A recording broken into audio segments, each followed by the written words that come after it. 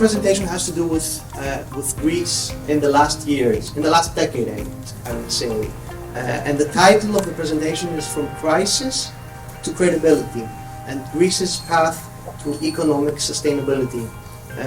The presentation has three different parts.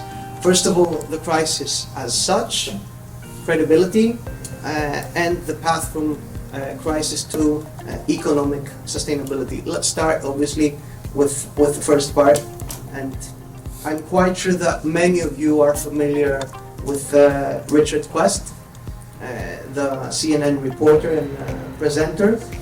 This is actually in June 2015, not much ago, 9 years ago, when the Greek tragedy was in the center of the international public discourse, and the Greek loan default had even a countdown. In 2015, the 10-year yield of the bond, which is actually the key to the financial markets, was the worst performing in the European Union, and Greece did not have access to the financial markets. The second and last very disturbing image has to do again with June 2015, where the Greek government imposed a capital control.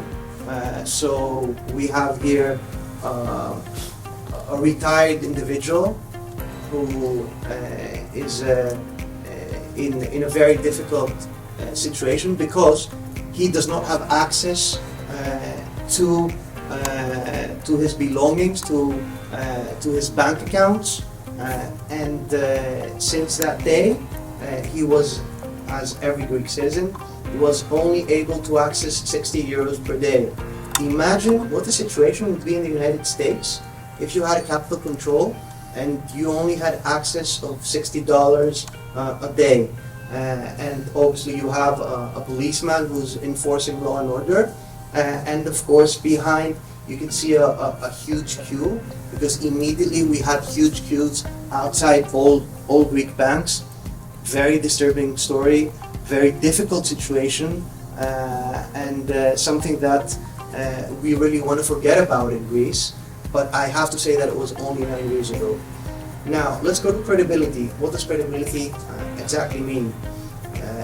I have selected 7 different pictures. In the middle, it's the Hellinikon project. It's actually the biggest real estate project in the European Union. This is not a real photograph at the moment, but it's a work under construction which will create a metropolitan park in Athens. It's the old Athens airport that's under development. The top 2 photographs on the left and the right side.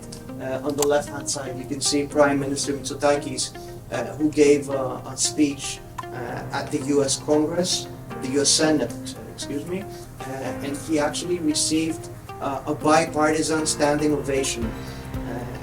Take into account that we were a country that was bankrupt, so from bankrupt having a bipartisan standing ovation in the US Senate is an important difference that you have to cover. At the same time, one of the first meetings that Prime Minister Mitsotakis had in the United States was with President Trump in the White House. This photograph here is with the renovated National Gallery. So Greece is, we invest a lot in our cultural heritage, but also in contemporary art also. So renovating the National Gallery was a very important priority. The shipyards of Skaramaga, they used to be completely inactive. In the last 3 years they are very active, and year by year they're doing much better. The shipping industry is extremely important in Greece, so repairing and renovating ships is a very important industry. On the right hand side, the middle photograph has to do with Astypalia. Astypalia is an island in the Aegean, which is the first zero emissions island in Europe. It's a common project with Volkswagen that has replaced all of the cars and has established battery centers. And Astapali, as I said, since 3 years ago is the first zero emissions island in the European Union. And the photograph on the right-hand corner down is the new underground in Thessaloniki. Thessaloniki is the second largest city. Allow me to say that creating an underground, a metro in Greece is rather difficult. Why is it difficult? It's more difficult in Greece than in other countries. It has to do with the antiquities.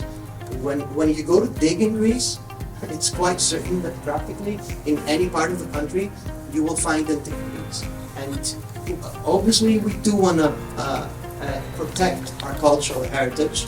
So digging and finding the balance between having an operating underground system but also maintaining our cultural heritage is extremely important for us. And I would dare to say that Greece has, Athens and Thessaloniki have one of the most fascinating undergrounds in the world, because each station is a small museum with exhibits, and in my view this is extremely impressive. So these are just 7 pictures trying to show what has happened in Greece in the last years. Of course we have a lot of other stories that we could share, but I think this is indicative in different sectors. Let's go now to the path from crisis to economic sustainability. We are actually now borrowing money from the financial markets cheaper than many other European countries. This is a very important turnaround story, because we were incapable of accessing the financial markets because the 10-year bond yield drop was extremely high. You can see that the peak was in 2012. Then we had an important drop. We actually accessed the financial markets. And then in 2015 we again had a curve that increased the 10-year bond yield drop. Now Greece has been enjoying in the last 5 years higher growth rates than the EU average countries. If you see that up until 2018 the growth rates were even negative in Greece. It's the blue columns is Greece, the orange column is the average of the European Union. But after 2019 we are actually outperforming the European Union, and according to the forecasts we will be continuing to have much larger growth rates than the EU average in the next coming years as well. This is extremely important if you take into account that we had a huge decrease in our GDP in 2020 due to COVID, and Greece was and still remains largely dependent on tourism, on the tourism sector, and that's why our negative growth, the recession was harder in Greece due to COVID compared to most other European countries, but we are steadily outperforming the EU average. Growth in GDP per capita, as you will see, Greece is in the second position out of 27 EU member states, and the GDP per capita growth for 2022-2023 was at 2.8%. This is the second best performance in the EU. Only Malta was a bit higher. This has to do with a change in nominal GDP, which is increasing. This is a forecast, as you can see, for 2023-24. We do believe, and it's not only a Greek projection, but from the European Commission, that the economy will continue to grow on very good terms. Increase in actual investment expenditure. So since 2019, we have a record of investments. We are breaking a record every year, and we hope that this trend will continue to evolve for the next years as well. So between 2019 and 2023, which was the first term of this government, we actually increased by 53.4% the investments in the country. First, in terms of investment growth in the EU, we still, though, as mentioned by the previous discussants, do have a gap compared to the European Union, and we're trying to close this gap with the European Union, and we are improving the situation year by year. First, in cumulative increase in investment volume as well, compared to all of the European countries for the last 4 years, so this has to do from 2019 to 2023. First, an increase in share of global exports of goods during the period between 2019 and 2023. Unemployment reduction. We had unemployment of 26.1% in 2015, practically more than 1 out of 4 people searching for a job.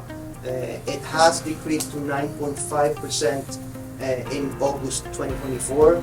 We used to have the highest unemployment rate in the European Union for the last decade. Now we are in the second position. Of course, 9.6%, 9.5% is still a very high unemployment rate, but day by day, year by year, it is improving significantly. So we are first in unemployment reduction. Of course, the opposite argument would be that Greece had such a high unemployment rate that we were capable of having being first in unemployment reductions. So more than 500,000 new jobs have been created in the last 4 years, and as I said, more jobs are created every day. At the same time, it's not only important to have jobs, but you need well-paid jobs, especially if you want to keep your talented individuals within the country and reattract some of the people that left the country, that fled away during the years of the financial crisis. So we have a 27.7% increase in the minimum wage in the last 4 years. The government has publicly announced that we will keep on increasing year by year the minimum wage, and we are optimistic that by 2027, which is the end year of our second term, we will be at the EU average regarding the minimum wage. The same has to do with the average wage also, which has been steadily increasing by 20.2% since 2019, and we are committed of increasing the average wage also by the end of our term.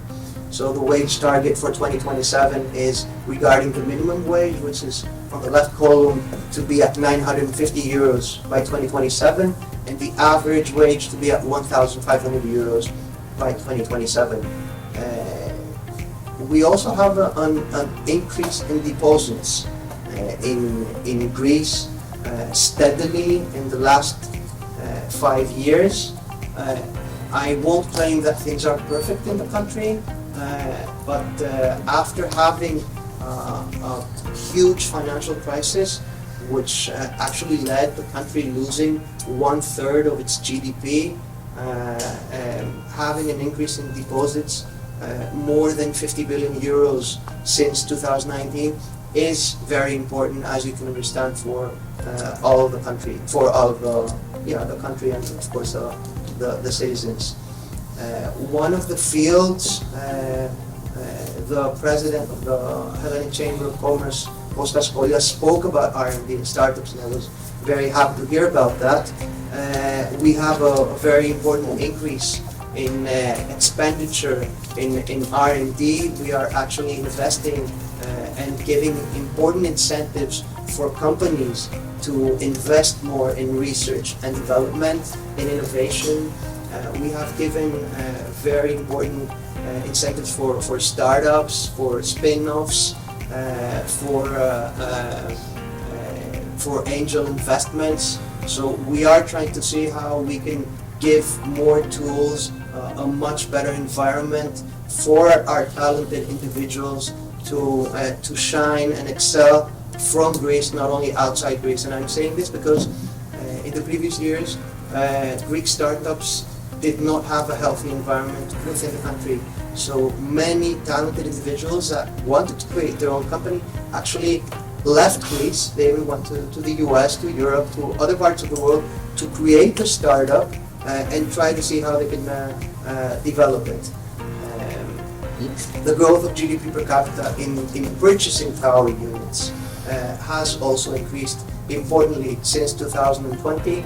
It was at 61.8% Now it's at 67.3%, and it has to do compared to the average EU GDP per capita in purchasing power. So Greeks, compared to the EU average, are improving their situation, but of course we still have a lot of distance to cover in order to reach the EU average.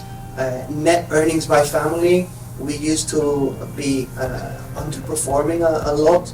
Now we are a bit under the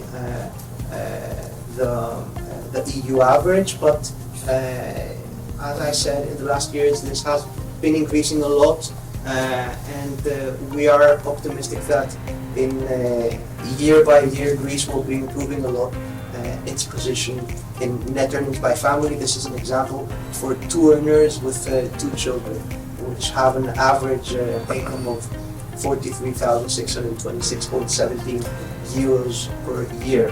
Greece does have the highest government debt in terms of GDP, as percentage of GDP in the European Union, but since 2019 we have decreased it a lot.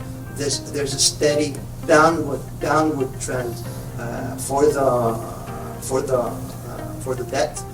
There's also decline, obviously, in general government gross debt to GDP ratio, and we have the second highest decrease in the European Union for the second quarter of 2024. If we see it though altogether for the period 2019-2023, Greece has the most reduction of government debt to GDP ratio than any other European Union country. Fiscal deficits, the deficits remain well below the common European target, sending a signal of confidence to the financial markets. We do have forecasts for stable primary surpluses in the next year in the budget, so we are again optimistic regarding the public finances. And finally, the last slide has to do with some key figures of the Greek economy, whether that has to do with GDP, private consumption, public consumption, the gross fixed capital formation, exports of goods and services, imports of goods and services, GDP deflator, harmonized index of consumer prices, consumer price index, employment, unemployment rate, and unemployment rate for the labor force survey. These might be numbers, and perhaps it's even over information that I just gave you. The message though is very clear. Greece was in a very, very difficult situation. We had a lot of negative publicity. We lost 1/3 of our GDP. Our bright minds fled the country. We had a lot of political tension. We even had a Nazi party receiving a lot of public support in Greece, and Greece was one of the countries that actually fought Nazism, and we had a lot of people that died in the war against the Nazis. So it was a very, very difficult situation. I'm not here to argue that everything is done perfectly, but of course I am here to argue that Greece is not the same country that it was 9 years ago. We are doing extremely well. We are considered a success story for European standards and international standards, and we are seeing that currently the country is performing much better than most European Union countries, and that makes us very optimistic for the future. Of course, we haven't solved every problem, but we believe that we have made a lot of important steps towards the right direction. Thank you very much.